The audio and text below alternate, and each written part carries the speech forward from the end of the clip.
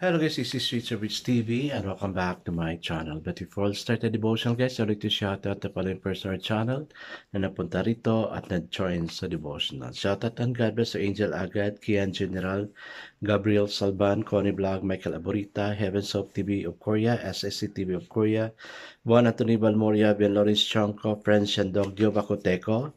Shout out to Team Matiaga, to Cass Mayor, Mariangela, Kurt Alferez, Kim Javier, Jack Bawiga, Hishi Villarama, Ivan Mark Bayatin, Tur de la Chica, Dixon Sword, Caljan Aquino, Aryan Rizimilia, Cal de la Cruz, April Guardario, CG Sarahina, Cyril Jen Barbicho, Cedric Merinillo, Tyros Nasser, James Lawrence, Kiostos Guzman, shout out to Team Alaga, shout out to Shirley Siley, Krisa Marie Villaflor, Lian Gimulatan, Hilary Ivan Himaya, Yvonne Jiansan, Jane Jong Tamunan, Clarice Jane Joso, to Tim Mahinason, to Adele Muasik, Generos Miharis, Kylie Jane Bagnaran, Legend Paragoso, River Falls, Jasly Borniso, Kisaya Chris Cabarti, Hilary Ivan Himaya, Artos Conde, Serin Inigo,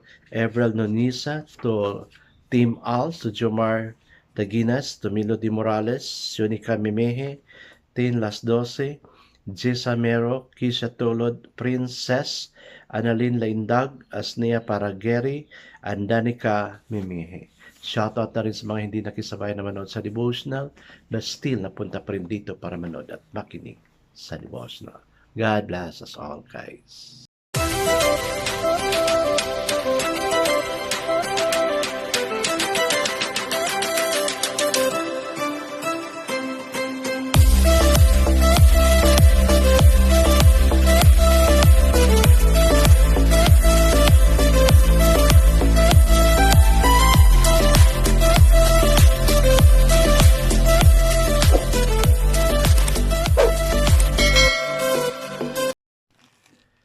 Guys, kumusta yung day natin? Sana natapos yung day na blessed tayo. Na wala tayong mga backlog because my prayer is God will really guide us. Yun ang talaga prayer ko. And then we will also improve, no? We will also improve our way of life.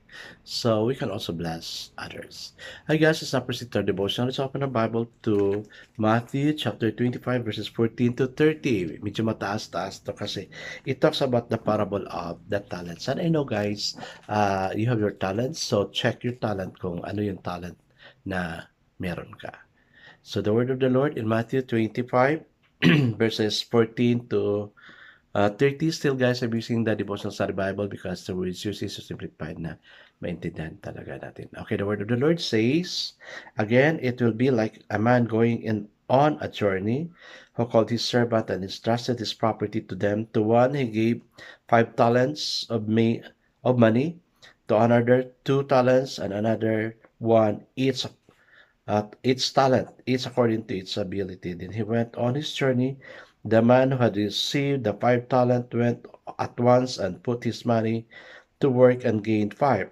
But also the one with 2 talents gained 2 more. But the man who had received the 1 talent went off, dug a hole in the ground, and hid his master's money. After a long time, the master of those servants returned and settled according with them. The man who had received the 5 talents brought the other 5. Master, he said, you entrusted me with 5 talents. See, I have gained 5 more. His master replied, well done, good and faithful servant. You have been faithful with a few things. I will put you in charge of many things. Come and share your master's happiness. The man with 2 talents also came. Master, he said, you entrusted me with 2 talents. See, I have gained 2 more. His master replied, well done, good and faithful servant. You have been faithful with a few things. I will put you in charge of many things. Come and share your master's happiness.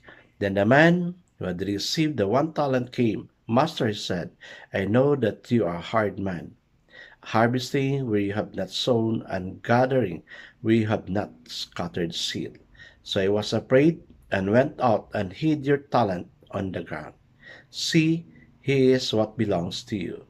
His masters replied, You wicked, lazy servant, so you know that I harvested where I have not sown, and gather where I have not put my money on.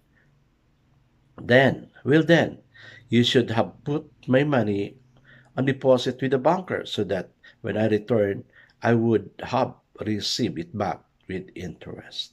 Take the talent from him and give it to the one who has the 10 talent. For everyone who has will be given more, and he will have an abundance. Whoever does not have, even what he has will be taken from him. And throw the worthless servant outside into darkness, where there will be weeping and gnashing of teeth. Amen and amen.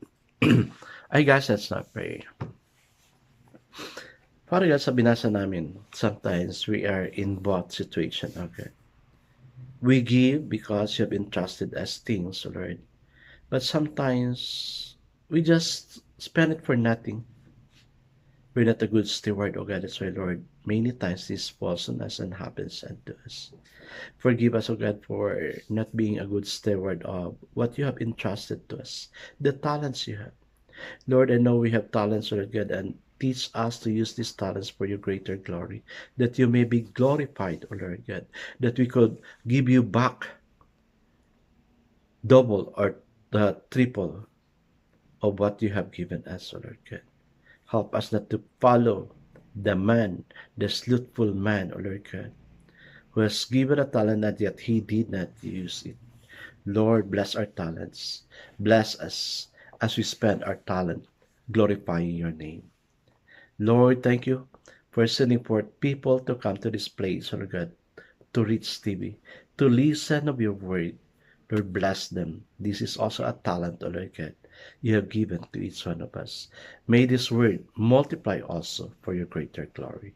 Amen and amen. So the focus verse for this evening, guys, is found in Matthew chapter 25, verse 15, and it says, To one he gave 5 talents, to one 2, and to another 1, to each according to his own ability, and immediately he went on a journey. So the title of our devotion for this evening, guys, is A Talent of Words. Today, let's think of the gift of words in the context of the parable of the talents. Our words can be used to multiply the kingdom of God, words of love, forgiveness, encouragement, and hope. We can use the talent of what He's done for us to share the adventure of new life with other people. They will listen to what Christ has can do for them if there has been authenticity in our life and words. We'll also have to make an accounting of what we did with the precious gift of words. The talent can be multiplied if we use words to share Christ's love. There may be some of us who are more capable of communicating our faith, but we all have at least one talent. We need to dig it up and begin using it. The Lord has arranged a relationship for all of us with people He wants to love through our expressions of words of love and explanation of what He means to us and can mean to them. I am a Christian because 2 friends in college used their gift of words and communicate affirmation, then tell me about the Savior. Think of the people who may not live forever because our talents of word is buried. Yes guys, no, napaka dangerous na you know the word but yet you're not sharing it, so ikaw talaga accountable, no? Well, it happened to me three times, no, nasa hospital ako. The first time na I shared the word, God reminded me of the word is when my mother was on the deathbed. Ano na siya, gitabang na siya, no?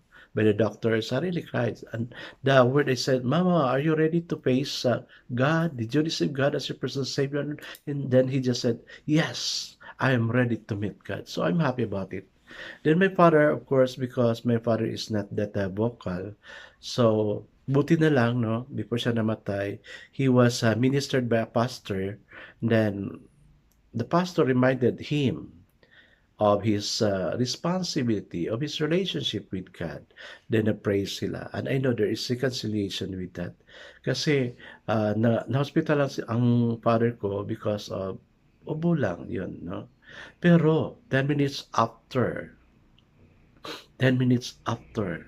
na nag-pray yung pastor, umuwi na yung pastor, hindi pa nakarating sa bahay nila, namatay yung papa ko because of heart attack. Then the third one is my sister, no? Nasa deathbed na rin siya. Tinawag ako, and then I made follow-up to my sister. We'll let you go, and God will welcome you. And then tumango lang siya. And I praise God na yung a talent of words na binigay ni Lord sa akin is hindi talaga nasayang, because God convicted me to say God's word to my loved ones.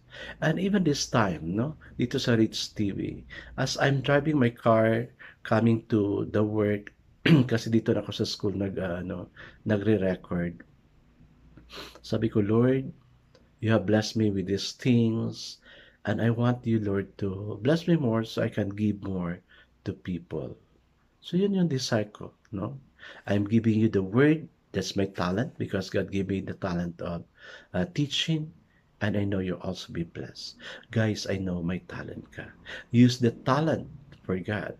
If you have the talent to play musical instrument, guitar, then use it for greater glory of God. And if you are singing, you have the nice voice, bring it on to God. Be a praise and worship singer. Do not sing of what is worldly, but glorify God through your talent. Ako, ang talent ko kasi is dito sa teaching. Kaya I'm also sharing God's word through the talent God giving me to teaching.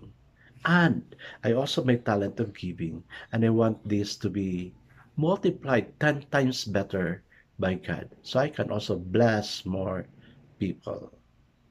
So my desire is like that. Sana may desire din kayo na ganyan. I guess let's not pray. Father God, today is a day to dig up the talent of words and invest it in sharing love and hope with others. Amen and amen. Guys, glorify your talent. Glorify God with your talent. God bless us always, because I know God's trying to bless us 10 times better. This again, Rich TV. Kita-kita tayo ulit. Hanggang sa muli. Paalam.